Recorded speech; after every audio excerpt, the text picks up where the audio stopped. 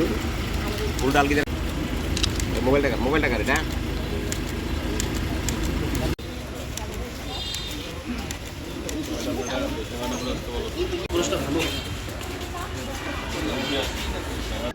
আর জুলাই জাদুঘর এটা তো সবই তো একটা নিয়ম মতো চলবে। জুলাই জাদুঘরের কোনো কমিটি ছিল না, মানে কমিটি ছিল না, পরিচালনা কমিটি ছিল আগে অন্তর্বর্তী সরকারের। সেই কমিটিটা একটু এলোমেলো অবস্থা ছিল।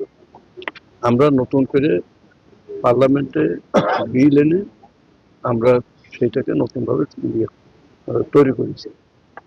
সেই আলোকে গতকালকে গেজেট হয়ে গেছে, আমাদের কমিটি হয়ে গেছে।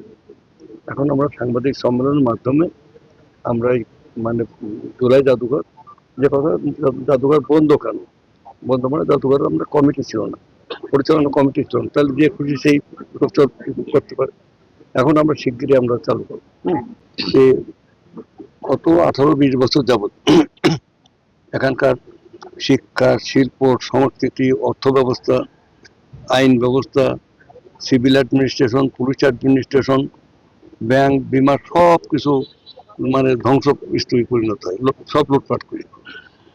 এবং সেখানে জনগণের কোনো মূল্য ছিল না, মানে ভোট হোক আর না হোক ক্ষমতা থাকতে হবে। দিনের বেলা বিপদ দেখলে রাতের বেলা ভোট কেটে, রাতের বেলা ভোট কাটলে 18 সালে সেখানে আপনার নির্বাচন ছিল প্রশ্নবিদ্ধ। এখানে ব্যাংক বিমা করতে করতে এক এক ব্যাংক থেকে 95,000 কোটি টাকা, 1 লক্ষ কোটি টাকা, কেউ 55,000 কোটি টাকা নিয়ে কয়েকজন ব্যক্তি তার সম্পূর্ণ লুটপাট করে জনগণের আমানত দিয়ে দেশের বাইরে পাচার করত। আচ্ছা, তাহলে এখন আমাদের কাছে যেটা দাঁড়ালো যে একদিকে হলো লক্ষ লক্ষ কোটি টাকা লুটপাট, শিক্ষা ব্যবস্থা হলো যে পরীক্ষার খাতায় লিখুক আর না লিখুক 98% পাস করে দিতে হবে, তেমন শিক্ষা শেষ। ইতিহাস মানে পাল্টে দেয়া।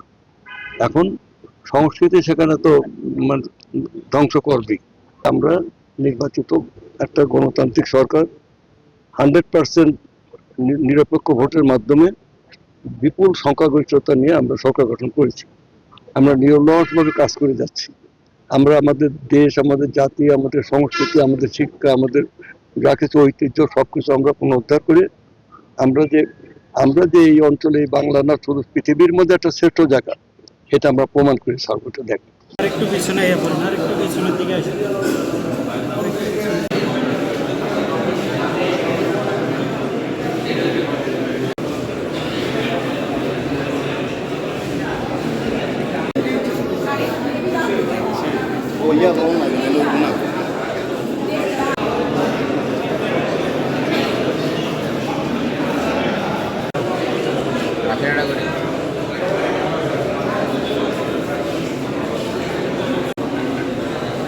ক্যামেরা